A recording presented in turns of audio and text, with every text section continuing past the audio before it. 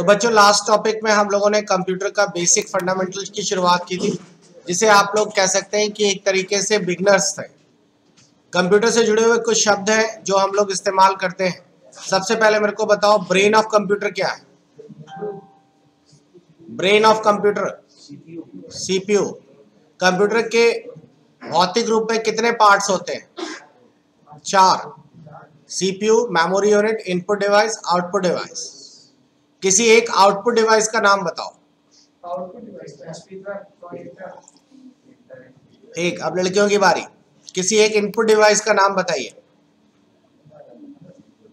Keyboard.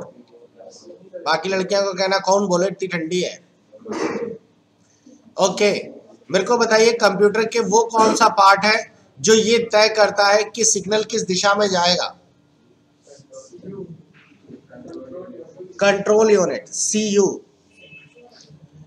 Computer की उस memory का नाम बताइए जिससे आप उसे निकाल के दूसरी जगह ट्रांसफर कर सकते हैं। Secondary memory. सेकेंडरी मेमोरी को आप ट्रांसफर कर सकते हैं, दूसरी जगह ले जा सकते हैं। क्लियर? कंप्यूटर में अर्थमेटिक गणना करने वाला पार्ट कौन सा है? ALU, arithmetic logical units. Clear? ये बेसिक चीजें इनको आना जरूरी है, ये सब कंप्यूटर से पहले पूछी जाती है। याद है कल आपको कंप्यूटर की हिस्ट्री बताई थी, शुरुआत अबैकस से हुई थी, फिर नेपियर बोन्स और ये सब आए थे। फादर ऑफ कंप्यूटर कौन है? और उनके द्वारा बनाई गई मशीन को क्या कहते हैं? उनके द्वारा बनाई गई मशीन को कहते हैं एनालिटिकल इंजन या एनालिटिकल मशीन। ये कंप्यूटर की जनरेशंस आपको बताई थी। कंप्यूटर की पहली जनरेशन में हम लोग इस्तेमाल करते हैं वैक्यूम ट्यूब्स करते थे, फिर धीरे धीरे अपग्रेडेशन हो गया, फिर ट्रांजिस्टर, IC, VLSI और आर्टिफिशियल इंटेलिजेंस अब की जनरेशन में ये इस्तेमाल में आता है। ये आपकी बेसिक चीज़ें हैं, लेकिन ये आपको बहुत काम आने वाली है। क्लियर? आप लोगों ने ये नोट कर लिए थे ना कुछ इंपॉर्टेंट एग्जाम्पल्स कि कंप्यूटर की पहली जनरेशन्स में कौन कौन से इंपॉर्टेंट थे? तो ये आपके काम के हैं सारे। बाय द वे, अगर आप लोगों से ये छूट गया है और अगर किसी ने ये नहीं नोट कर पाया या फिर उसको ये चीज़ फिर से पढ़नी है जो हम लोगों ने लास्ट टाइम पढ़ी थी, हम लोगों ने लास्ट टाइम यहाँ तक खत्म कर लिया था, ये रहा। तो इसकी ये सारी जानकारी आपके पास ऑलरेडी रिकॉर्डेड फॉर्म में मिल जाएगी। आपको इंस्टीट्यूट का ऐप ओपन करना है। ऐप ओपन करने के बाद उस पर सर्च करना है, स्टोर मिलेगा एक ऑप्शन नीचे 3rd नंबर पे देखिएगा, स्टोर पे सर्च करना है आप लोगों को फंडामेंटल, और यहाँ पर आपको ये फंडामेंटल में ही सारा कुछ दिखेगा। इस फंडामेंटल में देखिए ये रहा पहला, इसको छोड़ दीजिएगा, ये तो कोर्स के बारे में है, यहाँ से ज्वाइन करके ये पढ़ लीजिएगा और ये पूरी PDF आपको इसके अंदर मिल जाएगी। क्लियर? आगे भी जो वीडियोस होंगे वो इसी में ऐड होते चले जाएंगे, PDF ऊपर ऐड होती रहेगी। तो आज हम लोग कंप्यूटर की एक और चीज पर आगे बढ़ते हैं, यानी कि कुछ और आगे देखते हैं कंप्यूटर से जुड़े हुए। ये तो खैर थ्योरी है, इसको पढ़ाने की जरूरत नहीं है। इसमें लिखा है कि कंप्यूटर्स जो है कहाँ कहाँ इस्तेमाल में आता है, कंप्यूटर्स के अलग अलग कहाँ पर यूँ कहिए कि क्या फायदे हैं क्या नुकसान है। लेकिन अब जो हम लोग आगे का टॉपिक देखने जा रहे हैं ये इंटरेस्टिंग है। इस पर आप सीखेंगे कंप्यूटर के आंतरिक पार्ट्स कौन कौन से होते हैं। तो चलिए शुरू करते हैं कंप्यूटर के इंटरनल हार्डवेयर्स। तो अगर आप लोगों को CPU खोला जाए, आपका CPU अगर खोल दिया जाए तो अंदर से खोलने के बाद वो कुछ इस तरीके का होता है। आप लोगों ने अभी तक जो भी पढ़ा, बहुत सारे बच्चों ने इसी को बाहर वाले डब्बे को ही CPU पढ़ाया गया होगा, लेकिन बाहर वाले डब्बे को कहते क्या है? ये कैबिनेट है। कैबिनेट है, CPU उसके अंदर लगी हुई एक चिप होती है, जैसे आप सेंट्रल प्रोसेसिंग कहते हैं। और देखिए इस कैबिनेट को खोला जाए तो इसके अंदर ये पूरी कॉलोनी बनी हुई है। ठीक, इसमें कौन सा पार्ट्स क्या है और क्या काम करता है ये जानना बहुत जरूरी है। तो एक एक करके मैं आपको ये सारी चीजें दिखा रहा हूँ, आप लोग ध्यानपूर्वक देखिए और चाहे तो उसको नोट भी कर सकते हैं। अब देखिए ध्यान से, सबसे पहले कंप्यूटर में जो भी आप फाइल बनाते हैं और सेव करते हैं वो कंप्यूटर में कहाँ जाके सेव होती है? किसी को पता? जैसे आप लोग कोई फाइल सेव करते हैं तो C ड्राइव, D ड्राइव, यहाँ पे जाके ऐसे सेव हो जाती है। ये क्या है? मोबाइल में जब कभी सेव करते हैं तो वो कहाँ जाके सेव होती है? मोबाइल में दो स्टोरेज होते हैं, एक मोबाइल की अपनी इंटरनल मेमोरी और कुछ में मेमोरी कार्ड भी लगा होता है, क्या आप कहीं पे भी सेव कर सकते हैं। कंप्यूटर के अंदर भी हार्ड डिस्क होती है, ये लगी हुई है यहाँ पर अंदर की तरफ, और इस हार्ड डिस्क में डेटा सेव होता है। हार्ड डिस्क अगर आप देखना चाहें तो आपकी स्क्रीन पर है।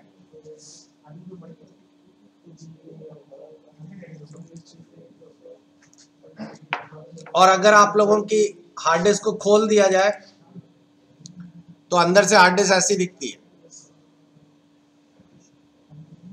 तो आपका डेटा इसी में जाके सेव होता है। हार्ड डिस्क आप लोगों की कंप्यूटर में हो तो भी ऐसी है, अगर लैपटॉप की होगी तो वो ऐसी होगी साइड वाली, मतलब साइज में थोड़ी सी छोटी और पतली होगी, लेकिन कैपेसिटी में अंतर नहीं होगा। हार्ड डिस्क आपकी किस में जीबी में आती है। आजकल कंप्यूटर लेने जाएंगे तो आपको 1 TB या 2 TB की भी हार्ड डिस्क मिल जाएगी। टीबी का मतलब क्या होता है? हाँ, टीबी का मतलब टेराबाइट, और 1 टेराबाइट में 1000 GB होते हैं। आप मार्केट से हार्ड डिस्क खरीदने जाएंगे तो आप मार्केट में जाने के पहले एक बार नेट पे चेक कर लीजिए। देखिए मैंने यहाँ लिख दिया 1 TB हार्ड डिस्क। अब हार्ड डिस्क में भी जब आप खरीदेंगे तो आपसे वो बोलेगा 2 तरह की हार्ड डिस्क आती हैं। एक आपकी इस तरह की हार्ड डिस्क है, इसको कहते हैं एक्सटर्नल हार्ड डिस्क। ये रही एक्सटर्नल हार्ड डिस्क, एक पॉकेट हार्ड डिस्क की तरह होती है जिसको यूएसबी से कनेक्ट कर सकते हैं।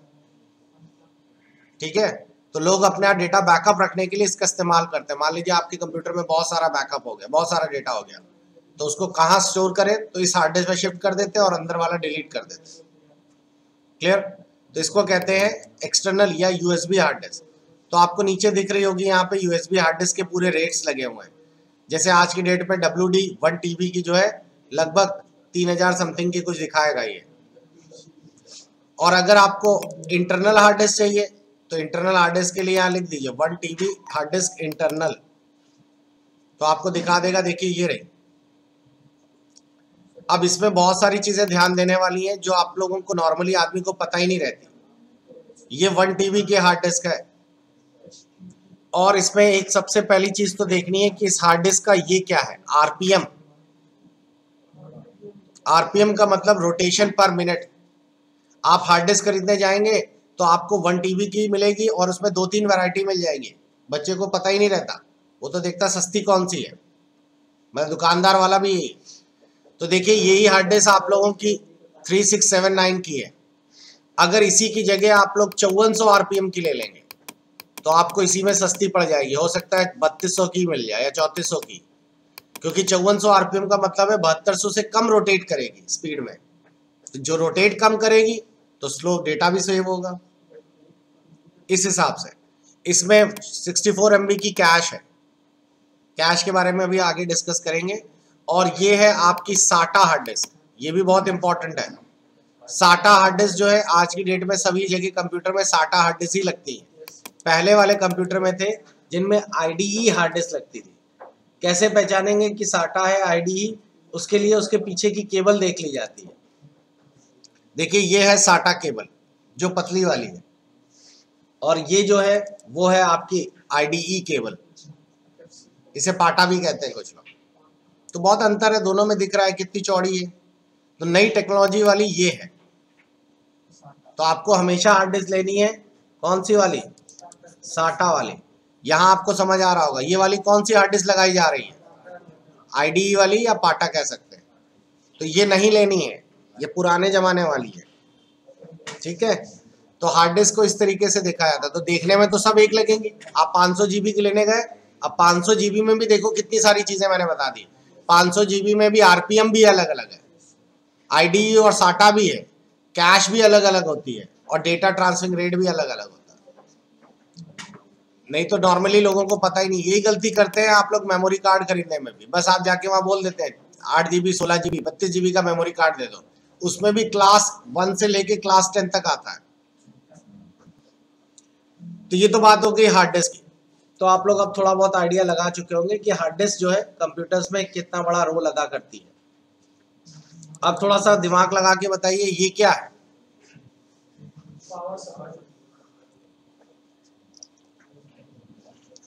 ये है आप लोगों का SMPS,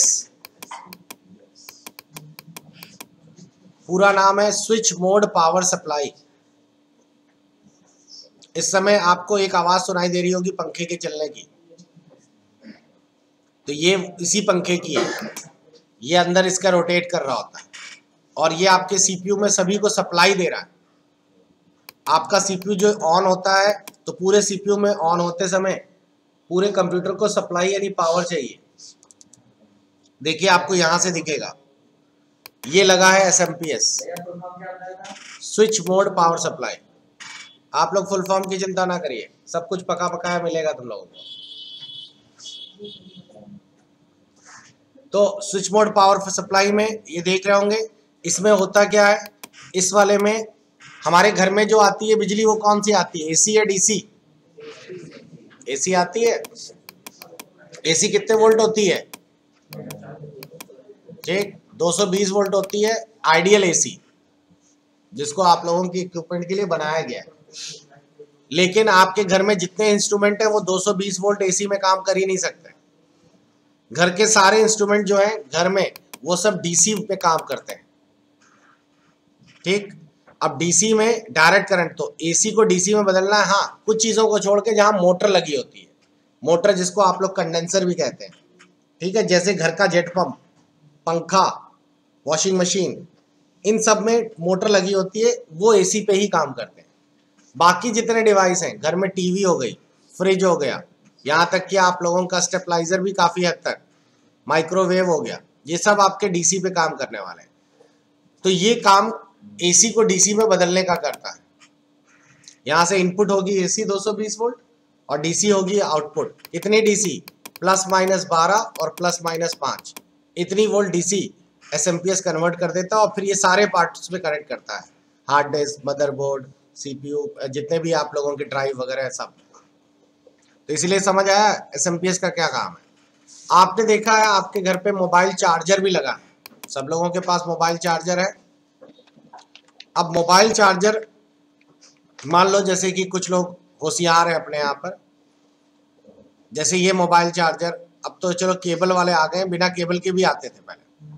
ठीक, अब आप लोगों का मोबाइल चार्जर है और मान लो चार्जर का, जैसे ये चार्जर मान लेते हैं, आगे की 2 पिन है और उसके बाद यहाँ पर आप लोगों की मोबाइल चार्ज हो रहा है। मान लो आपका चार्जर खराब हो गया, तो उसमें चार्जर को यहाँ से मार दो, उड़ा दो, और यहाँ से 2 तार छील कर सीधा सॉकेट में लगा दो, तो क्या मोबाइल चार्ज हो जाएगा?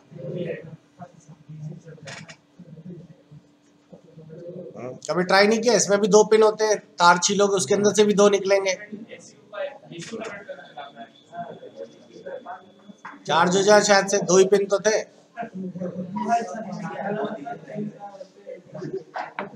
वो ऐसा चार्ज होगा उसके बाद कभी जिंदगी में डिस्चार्ज नहीं होगा। ठीक, घर में कर भी ना देना, मुंह काला अलग से हो जाएगा और हाथ 1 महीने तक मिला नहीं पाओगे क्योंकि हाथ में फट चुका होगा फोन। आपका ये जो चार्जर है बेसिकली ये भी SMPS की तरह ही काम करता है। ये आपके घर में जो 220 वोल्ट है उसको कन्वर्ट करके सीधा 12 वोल्ट पे ले आता है, क्योंकि मोबाइल की बैटरी 12 वोल्ट या 9 वोल्ट की होती है। 5 वोल्ट का चार्जर लग जाए। वो बैटरी तुम्हारा लोकल मोबाइल है इसलिए कम है। जिनके अभी आप लोग खोलेंगे तो 9 वोल्ट तक की बैटरी, उसमें बैटरी के ऊपर देखिए लिखा रहता है। जो फास्ट चार्जर्स होते हैं आजकल, जो फास्ट चार्जर हो गए वो 40-50 वॉट तक के आते हैं। हाँ, वॉट पावर हो गया V/I। तो अगर आप लोगों के पास 60 वॉट, आप अपने चार्जर पे देखना, चार्जर के ऊपर वॉटेज लिखा रहता है। ठीक है, अगर मान लो 15 वॉट 16 वॉट का चार्जर है तो बहुत स्लो चार्ज करेगा। आप लोग कहेंगे 3 घंटे लग जाता है फोन। मार्केट जाओ, 15 वॉट की जगह सीधा 50 वॉट का चार्जर ले आओ। 50 वॉट का चार्जर ले आओगे, देखना फिर कैसे धड़के से चार्ज होता है। लगाओगे, खाना खा के आओगे, लो चार्ज। भाई पावर ज्यादा दे रहा है ना, ज्यादा पावर देगा तो जल्दी चार्ज होगा। लेकिन इससे नुकसान होता है बैटरी को। बैटरी जितनी स्लो चार्ज होगी उतनी ज्यादा दिन तक चलेगी, और जितनी खड़बड़ा के जल्दी जल्दी चार्ज कर दोगे। कभी आपने देखा गाँव में बैटरी चार्ज कराने जाते हैं तो घर पे चार्ज करो, पूरी रात लगानी पड़ती है। दुकान वाले को दे दो, वो आधे घंटे में चार्ज करके दे देता है। उसके यहाँ क्या है, उसके यहाँ बहुत हाई पावर चार्जर है, लेकिन उससे बैटरी की प्लेटें चली जाती हैं। तो कुल मिला के आपको SMPS का मतलब समझ आ गया। अगला ये है, कोई बताए ये क्या है?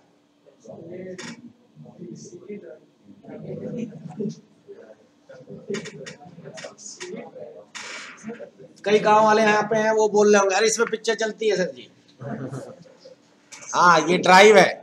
इसको कंप्यूटर के शब्दों में कहते हैं ऑप्टिकल डिस्क या ऑप्टिकल ड्राइव है। ये ऑप्टिकल ड्राइव CD ड्राइव या DVD ड्राइव कोई भी हो सकता है, और इस पर आप लोग अपने घर की CD DVD चला सकते हैं। जब भैया की शादी हुई थी तो वो वाली CD इसी में चली थी, उसके बाद कभी इस्तेमाल नहीं हुआ।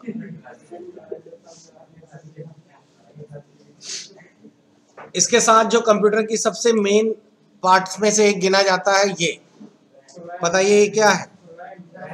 ये कंप्यूटर की रैम है, जिसका पूरा नाम क्या होता है? Random access memory. और ये भी कंप्यूटर में स्टोर करती है डेटा। ये आपके मोबाइल में भी होती है, मोबाइल भी तो कहते हैं 2 GB रैम। लेकिन कोई बता सकता है रैम और हार्ड डिस्क में अंतर क्या है? दोनों जब सेव करती हैं, अगर मान लो मैं अगर आपको 2 GB, मान लो 8 GB की हार्ड डिस्क और 8 GB की रैम दे दूं, तो दोनों में कोई अंतर है? दोनों में सबसे बड़ा बेसिक अंतर ये होता है कि हार्ड डिस्क जो है वो परमानेंट स्टोरेज है। उसका बेटा माउस हिला दो। परमानेंट का मतलब एक बार सेव हो गई तो सुमेंद्र के बच्चे भी उसके बाद में कभी लगा के पढ़ सकेंगे, भले आप खोले नहीं कंप्यूटर। रैम परमानेंट स्टोरेज नहीं होता। रैम में जब तक लाइट है तब तक है, लाइट गई रैम से डेटा खत्म। तो जैसे ही आपका कंप्यूटर शट डाउन, रैम का सारा डेटा चला जाता है। समझ आया? तो ये डिफरेंस होता है। लेकिन रैम आपकी हार्ड डिस्क से कम 100 गुना फास्ट चलती है, क्योंकि हार्ड डिस्क में आपने देखा अंदर डिस्क लगी होती है। हार्ड डिस्क जब अंदर गोल घूमती है तब डेटा सेव होता है। रैम में डिस्क नहीं होती, रैम में होती है चिप्स, IC, और IC में डेटा करंट की स्पीड से सेव होता है। और करंट की स्पीड तो जानते ही हो तुम लोग, करंट की स्पीड तो 3 into 10 to the power 8 metre पर सेकेंड है।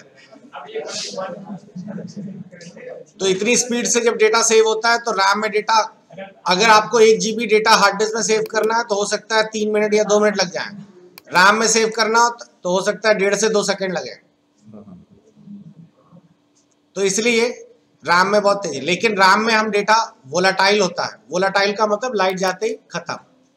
ऊपर वाली जो रैम आपको दिख रही है ये सारी की सारी CPU यानी कि नॉर्मल कंप्यूटर डेस्कटॉप में लगती है, और नीचे वाली लैपटॉप की।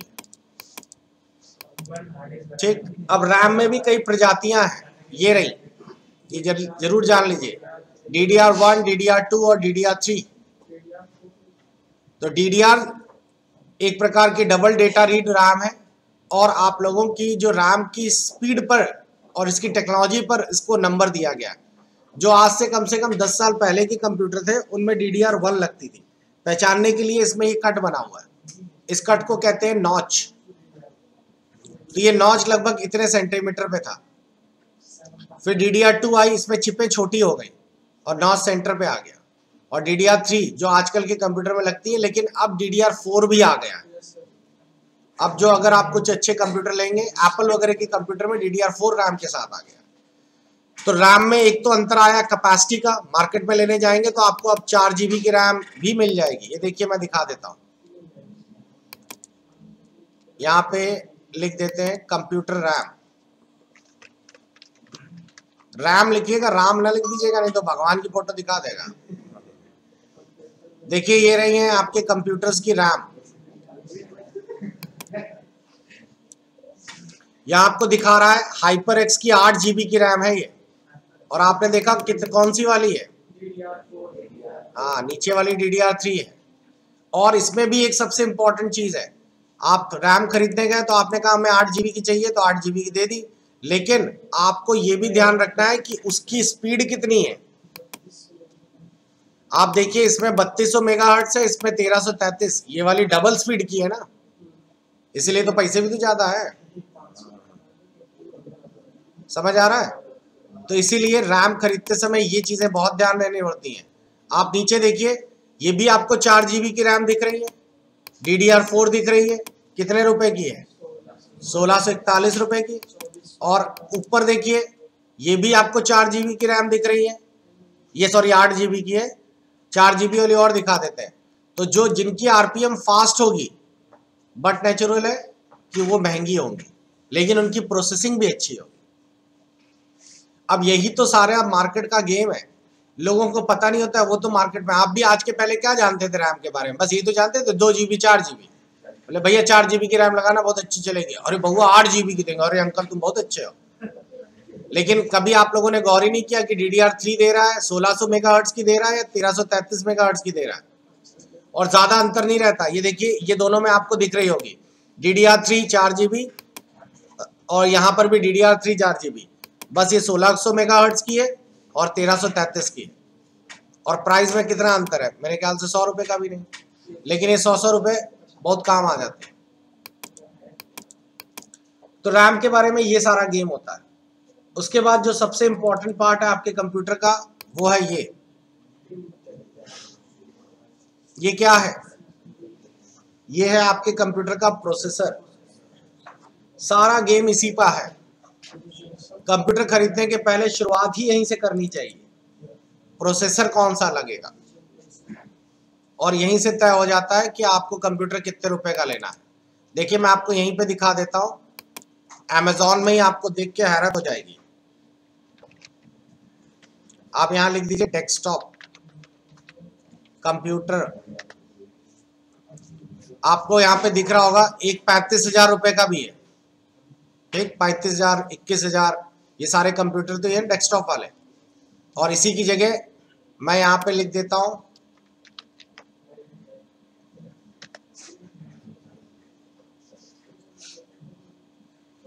देखिए, आपको अब रेट थोड़े कम दिखने लगे, 16,000 के भी आ गए, 15,000 के भी आ गए, और मैं आपको और नीचे ले आऊंगा तो और देखना अभी।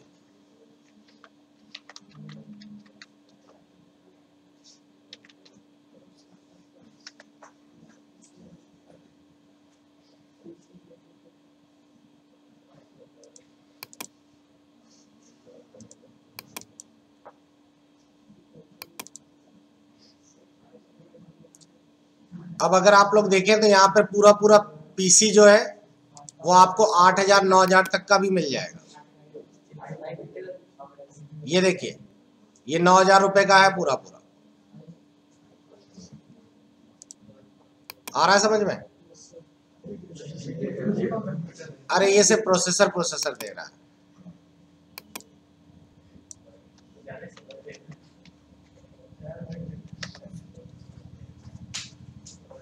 तो यहाँ पर आपके पास मतलब इतना ज्यादा वेरिएशंस है, तो बच्चा पहचाने कैसे कि कौन सा खरीदना है कौन सा नहीं खरीदना है?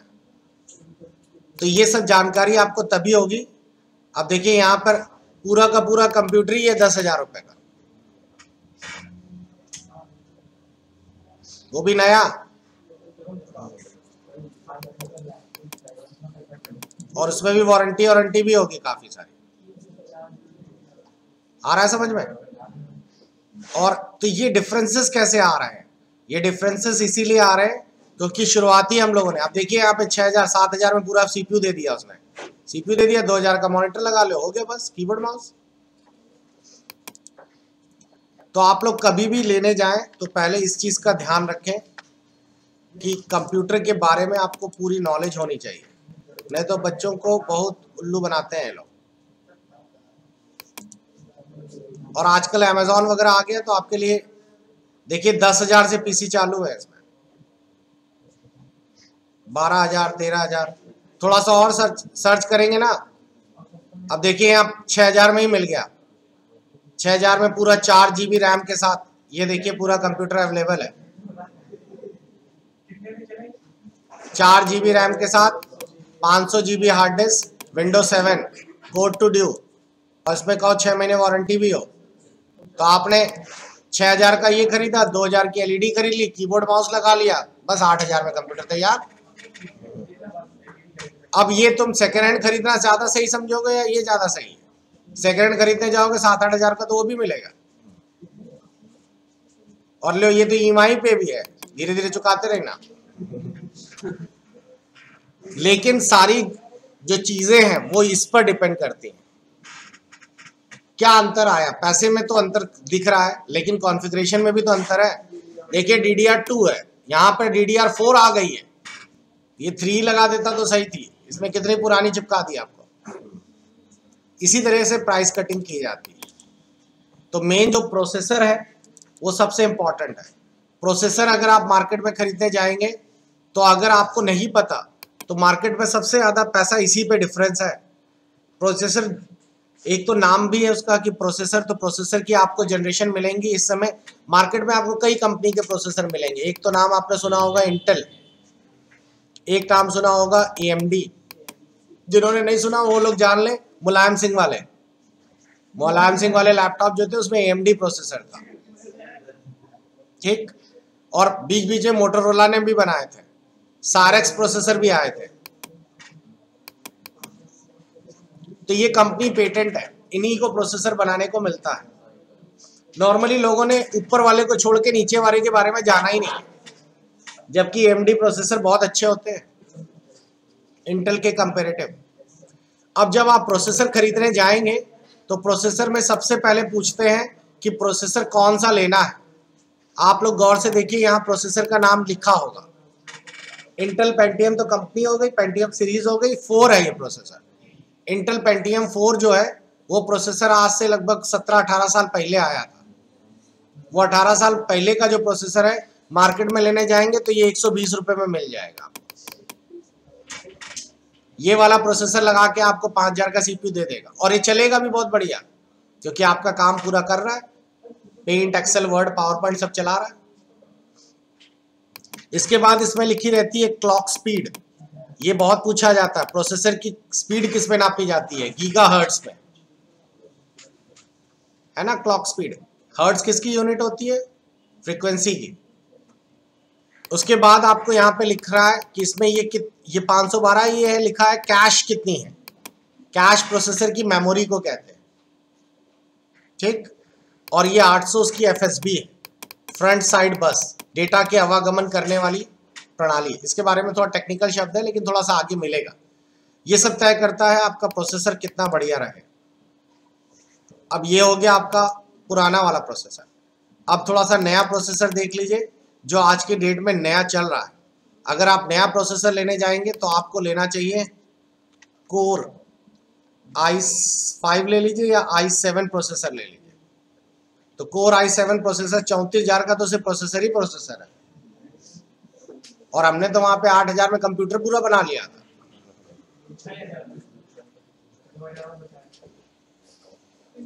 तो डिफरेंस समझ आया क्या होता है? तो डिफरेंस ये है, सारा कमाई जो है वो प्रोसेसर्स में ही नापी जाती है। तो आप तय करेंगे आपका बजट कितना है, उसके हिसाब से आपको प्रोसेसर की पूरी लिस्ट मिल जाएगी।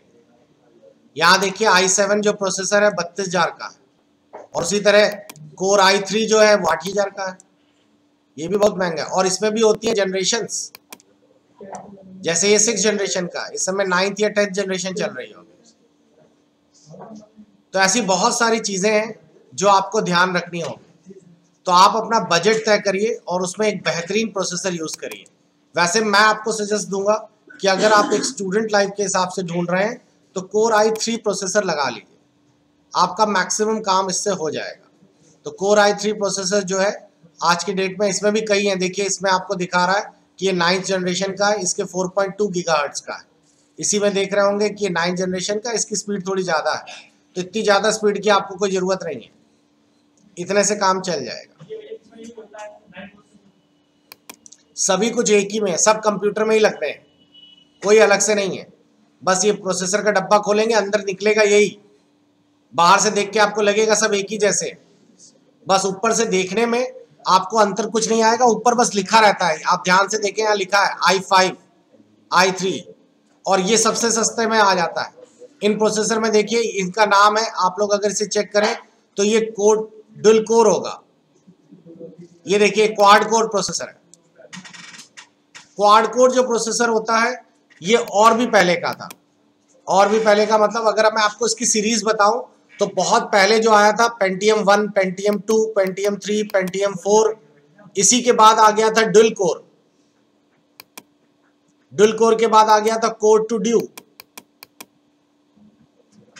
उसी के साथ साथ आ गया था क्वाड कोर,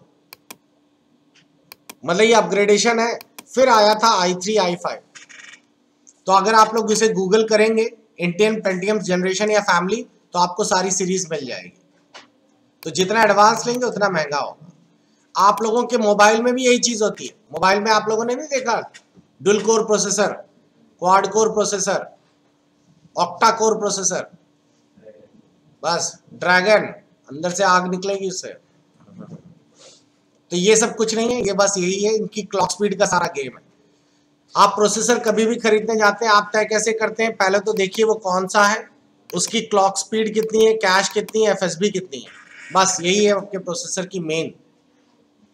क्वाड कोर का मतलब होता है इसमें 4 प्रोसेसर साइमल्टेनियसली काम करते हैं, इनबिल्ट होते हैं, ताकि आप एक साथ मल्टी प्रोसेसिंग काम कर सकें, इसीलिए इसका नाम क्वाड कोर का है।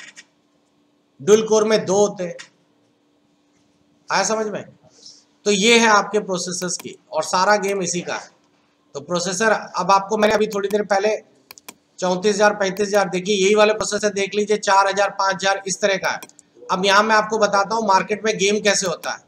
मार्केट में गेम ऐसा होता है, वो आपको कोर टू ड्यू प्रोसेसर दे देगा,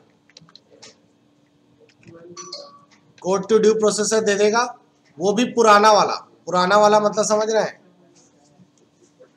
देखो ये रहा कोर टू ड्यू प्रोसेसर और इसके पैसे देख लो। तो कहां तुम 4,000 का प्रोसेसर ले रहे थे और कहां 475 का प्रोसेसर निकल आया, बस 4,000 रुपए उसका पूरा कमीशन बन गया कंप्यूटर पे। तो उसने आपको अगर 22,000 का कंप्यूटर दिया है तो उसमें 4,000 प्रोसेसर में अकेले उसने गायब कर दिए, आप भी खुश वो भी खुश। और बड़ी वाली उसने स्क्रीन लगा दी 19 इंच, ऐश्वर्या राय का वॉलपेपर डाल दिया, बड़े बड़े माउस स्पीकर दे दिए और स्पीकर के साथ ढिंचे ढिंचे की आवाज भी आती है। आदमी सोचेगा हाँ यही है सबसे बढ़िया कंप्यूटर। सीपीयू में लाइटिंग दे दी, पंखे में खूब रोशनी आ रही है। तो भाई ये कैबिनेट जब लेने जाओगे, कैबिनेट में कुछ रेंज थोड़ी है। कैबिनेट लेने गए आपने कहा हमें फैंसी 3D कैबिनेट चाहिए या कैबिनेट लाइटिंग कैबिनेट चाहिए, तो देखो लाइटिंग कैबिनेट में बिल्कुल ऐसा लगेगा देख के, अरे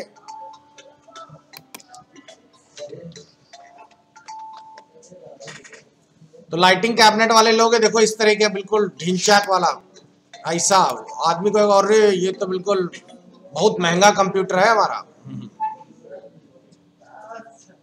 तो ये कुछ नहीं है, ये बस ये दिखाने का तरीका होता है। तो जिसको नॉलेज है वो इन सब चीजों पे ध्यान नहीं देता। कैबिनेट तो बाहर का डब्बा है ना, ये तो आप 700 रुपए से लेके 7,000 रुपए तक कुछ भी लगा दो, इससे कोई फर्क नहीं पड़ता, इससे क्वालिटी में कॉम्प्रोमाइज नहीं होता। तो आप लोगों को समझ आया प्रोसेसर की महत्वता कितनी है। ये इसलिए बताया जा रहा है क्योंकि आज नहीं कल तो कभी ना कभी तो कंप्यूटर लोगे ना, तो आज बाद में उल्लू बनो, इससे पहले थोड़ा सीख लो। अगर आप कहें कि भाई हमें कंप्यूटर देखना है कितने रैम है, खोलने की जरूरत नहीं है। अब आप किसी के यहाँ कंप्यूटर खरीदने गए, आपने पेचकस लेके उसका खोलने लगे, वो घबरा जाएगा, बोले भैया तुम ना लो। तो आपके पास ये जो कंप्यूटर लिखा हुआ है माई पीसी या माई कंप्यूटर, इसी के ऊपर राइट क्लिक करके प्रॉपर्टीज में चले जाओ और प्रॉपर्टीज में आपको दिखाएगा, जैसे मेरे कंप्यूटर में 8 GB की रैम लगी है, ठीक, मेरे कंप्यूटर में दिखा रहा है कि ये इसका इंटेल का पेंटियम ये पर्टिकुलर मॉडल है और इतने स्पीड है उसकी, मतलब गीगाहर्ट्ज। तो आप इस तरह से देख सकते हो। आजकल के जितने भी प्रोसेसर आ रहे हैं ये 64 बिट पे आते हैं। याद रखो प्रोसेसर भी 2 प्रकार के होते हैं, 64 बिट 32 बिट। अब जितने भी आपको जिसमें विंडो 10 चलती है वो सब 64 बिट वाले प्रोसेसर, और यही लेने भी चाहिए, ठीक। मेरे कंप्यूटर में टच स्क्रीन है इसलिए ये टच स्क्रीन बेस पूरा काम करता है। तो कुछ समझ आया।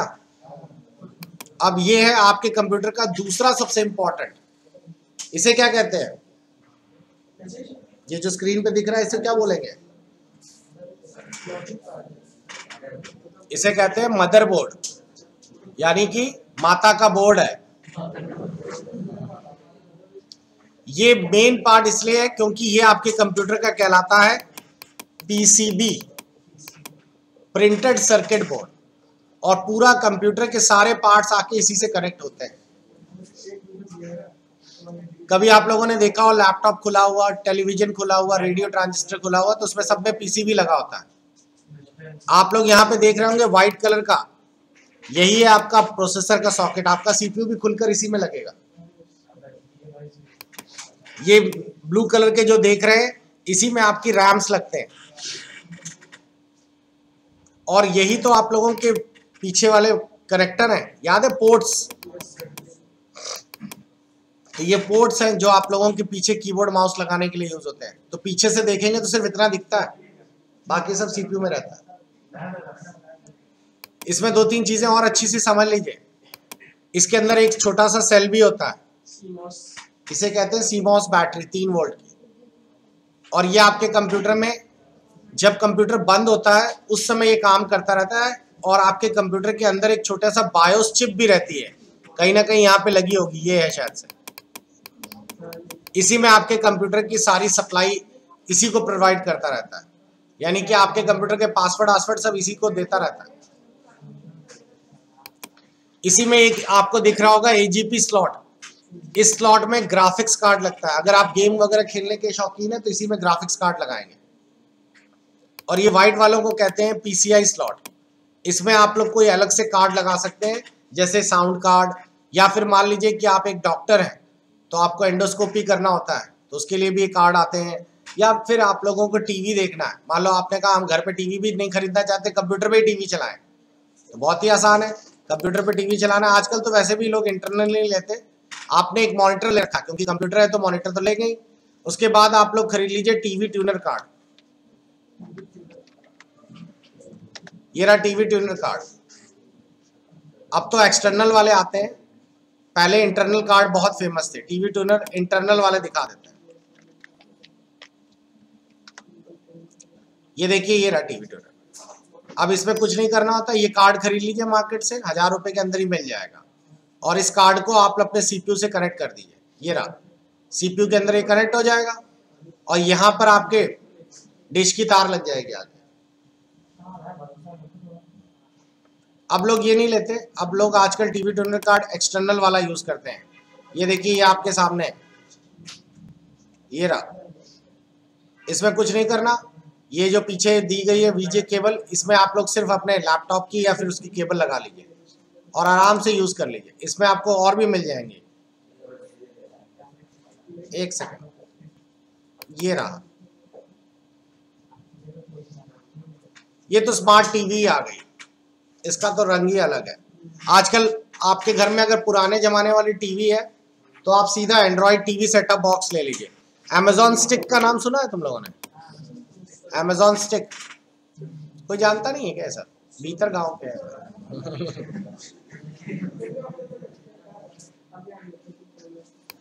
अब जमाना बहुत आगे निकल गया। आजकल टीवी जो है वो अपने में ही कंप्यूटर है।